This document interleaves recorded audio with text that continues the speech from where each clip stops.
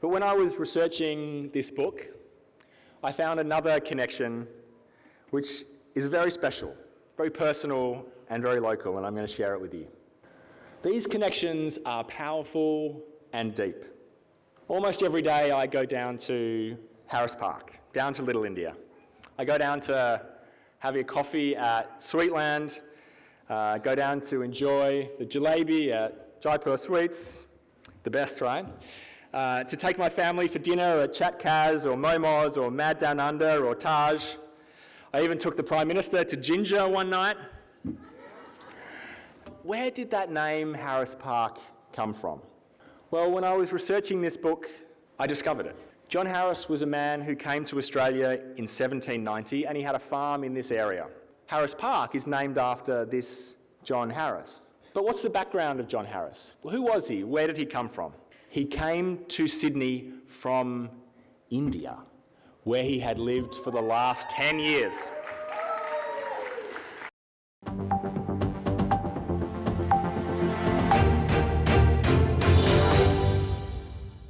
I look out into the crowd and I see so many friends and friendly faces, and I really appreciate your support. It means the world to me. Prime Minister, there are so many great things about Parramatta. We have the fastest growing CBD in Australia. We have a booming tech sector, cultural precincts, business precincts, but the best thing about Parramatta is the people. And it is such an honour to have so many of you here today. Well, thank you very much, Auntie Janice, and I want to join with you in acknowledging the Darug people, the traditional owners of the land on which we meet. Friends, tonight is a celebration of Australia's relationship with India. Thank you to all the people who helped bring this book to life, particularly Maury Schwartz and Chris Feek from Black Ink Books. Black Ink is a visionary Australian publisher, and I want to thank you for your support for this book about Australia's relationship with India. I want to thank my staff and Aisha Amjad for all the work they put together in making tonight a success. Thank you so much, team. I know how hard you've worked. Finally, friends, I want to welcome Prime Minister Anthony Albanese.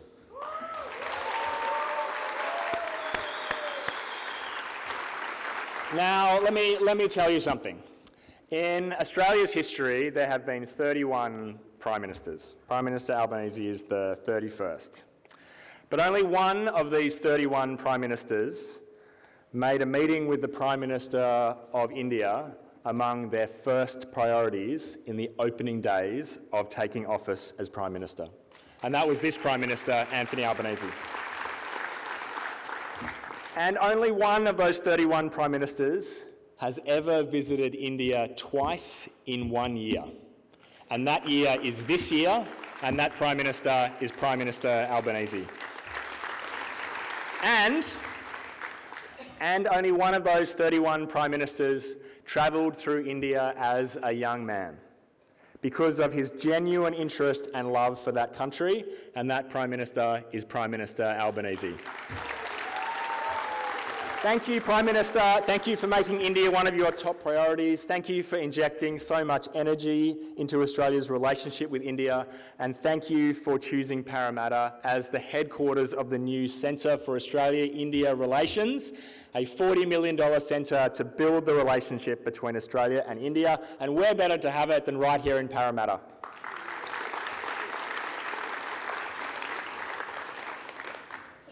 Friends, the book that we're launching today has a very simple message, and that is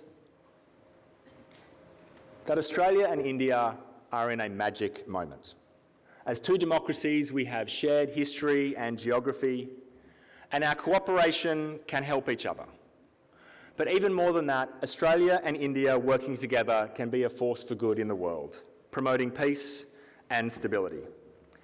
And India itself is a nation in the midst of its own remarkable moment of ascendancy.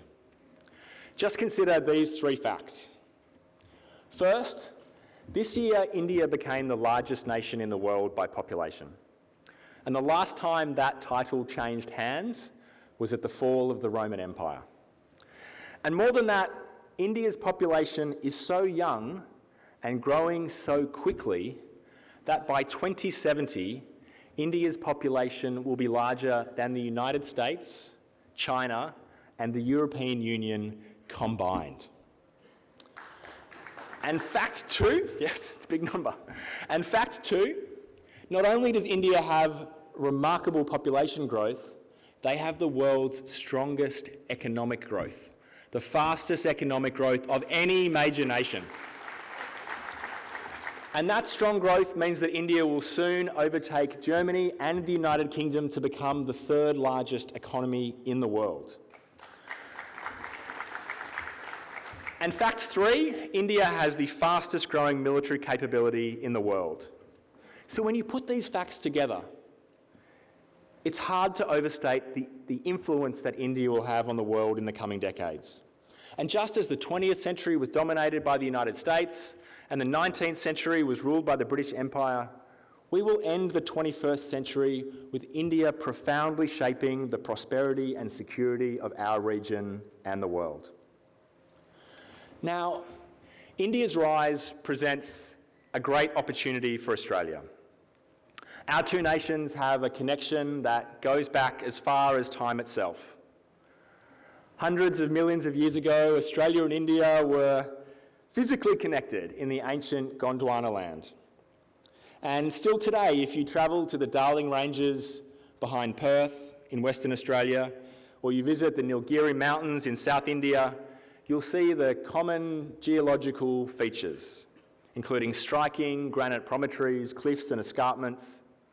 These rocky hills are now 6,000 kilometres apart, but they were once the hinge that joined India and Australia together. And for the tens of thousands of years that First Nations people cared for Australia, there's archaeological evidence that Australia and India were in contact. In fact, Australia's dingo is an introduced species which some believe is descended from an Indian dog brought here thousands of years ago. Fast forward to colonial times, and India and Australia were very close. The Sydney colony only survived because of the lifeline of food and other supplies coming from India. More than a third of all of the ships arriving in New South Wales came from the ports of then Bombay, Madras, and especially Calcutta. In the 19th century and early 20th century, Australia's economy was dominated by the wool trade. And again here, there's an interesting Indian connection. Australia imported a small number of Bengali Garol sheep from India in 1792. And these small, coarse-haired sheep don't have a lot going for them, but one thing they have is that they are prolific breeders and have a remarkable capacity to produce multiple births. And this gene was bred into Australia's merino flock, which powered our sheep population in Australia. And it's said that India's famously fertile sheep turbocharged Australia's wool industry. In the 20th century, we had more in common. Australians and Indians fought together on the battlefield. More than 15,000 Indians fought beside Australians at Gallipoli. Some 1,600 of them lost their lives in actions at Gurkha Bluff, Gully Ravine, and in the climactic attempt to seize the summit of Sari Bair. In the Second World War, where Australians and Indians again fought side by side, afterwards, Australia was one of the first nations in the world to diplomatically recognise independent India. These connections are powerful and deep. But when I was researching this book, I found another connection which is very special, very personal and very local, and I'm going to share it with you. Almost every day I go down to Harris Park, down to Little India. I go down to have a coffee at Sweetland, go down to enjoy the jalebi at Jaipur Sweets, the best, right? To take my family for dinner at Chat Kaz or Momos or Mad Down Under or Taj. I even took the Prime Minister to Ginger one night. And when I think about Harris Park, I've often thought to myself, where did that name Harris Park come from? Well, when I was researching this book, I discovered it. John Harris was a man who came to Australia in 1790, and he had a farm in this area. And so the suburb of Harris Park is named after this John Harris. But what's the background of John Harris? Well, who was he? Where did he come from? Well, this is the thing. He came to Sydney from India, where he had lived for the last 10 years. John Harris had been a surgeon in the Navy who was posted to West Bengal. So friends, Harris Park's first resident, before it was Little India, was a doctor from India. Couldn't be more perfect. And now Harris Park has come full circle. Today, it's the only Little India in Australia, and I think the best Little India in the world. And I want to acknowledge all of my friends from Little India here today. This common history, this history that goes back between Australia and India is remarkable. But what is more remarkable is the potential for Australia and India to make a positive contribution to the world in the future. Together, Australia and India have shown the world the power of democracy. And this is important. You know, for much of the 20th century, people believed that democracies couldn't deliver the kind of economic growth that developing countries needed, that they needed to lift themselves out of poverty. They believed that stronger central governments, more autocratic governments, had the muscle, had the power to cut through politics and deliver what was needed in terms of strong reforms to power strong economic growth. Many people believed that democracy, with all its compromises and regime changes, just wasn't compatible with fast economic development. Well, one of India's great gifts to the world over the last 30 years has been to prove that wrong.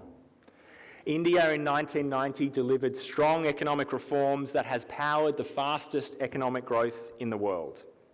It has proved to the world that democracy is consistent with economic development.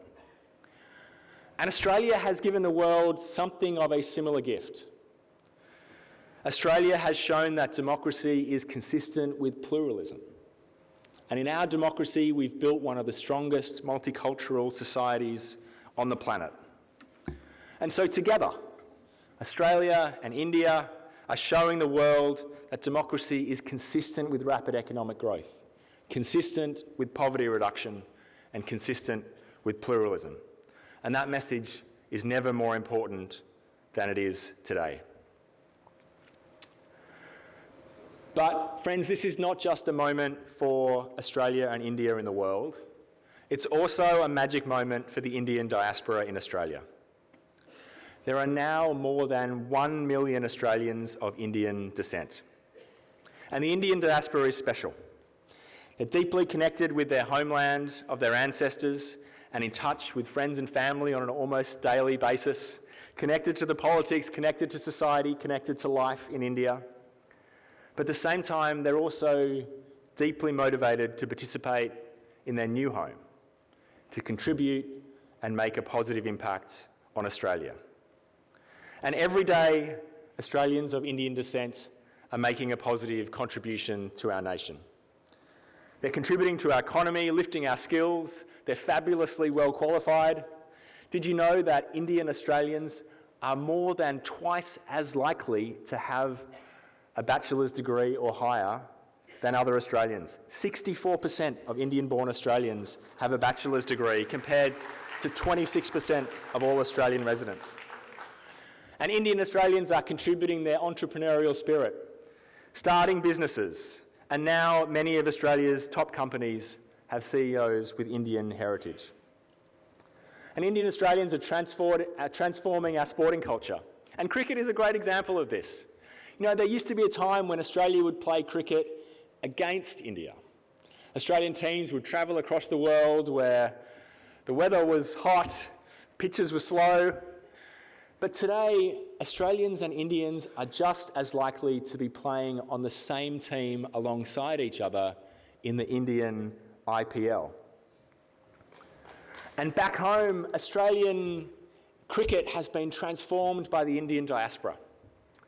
You know, if you look at all of the names in Australian cricket, if you go to the Cricket Australia database and you take all of the names, everybody from the youngest players swinging plastic bats right up to the most senior players, male and female, in our national teams.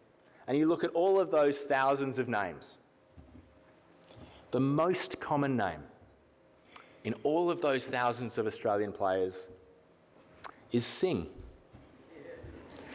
The second most common name amongst all those thousands of Australian cricket players is Smith.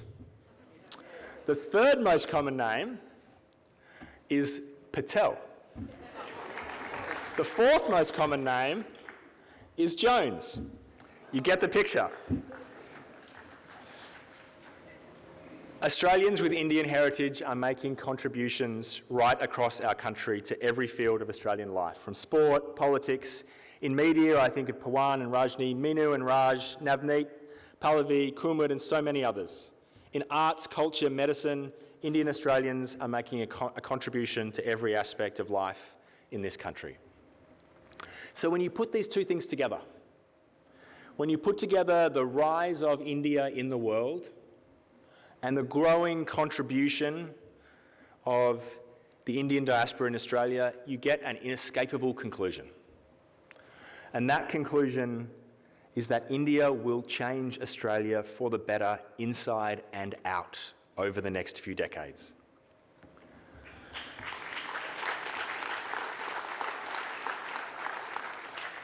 Friends, let me finish with one other thing that I learned when I was writing this book. In India's journey to becoming a great nation, it has never shied away from dealing with the issues in its past. Colonisation had a massive impact on India. Most people in Australia think of India as a historically poor country, but that actually isn't the whole picture. Most people don't know that before the British arrived in India, indeed for nearly 1,000 years, India was the richest nation in the world. It's true. Indian weavers and shipbuilders produced products that were the envy of every other nation. India had the most sophisticated financial and communication system and infrastructure in any nation in the world. India produced 25% of all of the traded manufactures shipped around the world in 1750. India itself, just one country, was nearly a quarter of global GDP. But the experience of colonisation crushed the Indian economy. It took India's GDP from 25% of the global economy in 1750 to 4% of the global economy in 1957. 25% to 4%. It turned a great nation into a poor nation. But one of the things I admire about India is that although its economy was crushed, its spirit was not crushed. And as India has built itself back up, it's been addressing its past. Prime Minister Modi has called on India to face into its history. And he's done many things. He's renamed Delhi's Grand Boulevard, which was once called Kingsway by the British. He's changed its name from Kingsway and he's given it a new name. He took the British ensign, the St George Cross, off India's naval flag to create a new flag befitting an independent nation. And he repealed more than 1,500 old and obsolete laws which were remnants of the British era. In these ways, India has moved forward to become a great nation, not by hiding from its past, but by addressing it openly and moving forward. And friends, Australia has to do something of the same. And for me, this is one of the things that the Voice to Parliament is about. Both Australia and India are dealing with the legacy of our past. For India, that means ensuring that the nation moves proudly beyond its British legacy.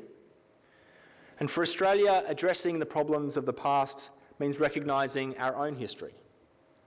It means recognising that Indigenous people were here as the first people and giving them a place in our founding document. And it means listening to them. It means making sure, very simply, that we stop making policy about them without them. Friends, let me conclude with this. Australia's relationship with India has never been stronger. The Albanese Labor government has prioritised our relationship with India, and now we have so many elements of a strong and lasting friendship. We have annual leaders' meetings, we have a free trade agreement in place, we have Quad cooperation, but the best thing in our relationship is the Indian diaspora. The Indian diaspora can help to build our relationship because they understand India in all its complexity. They have the connections, the language skills, and the relationships to build our national awareness of India and create a human bridge between our two countries. India relationship is that we have so many people here wanting to celebrate it on a night like this. And all I'm wanting to do is to make a visit to India once with you. January. See you.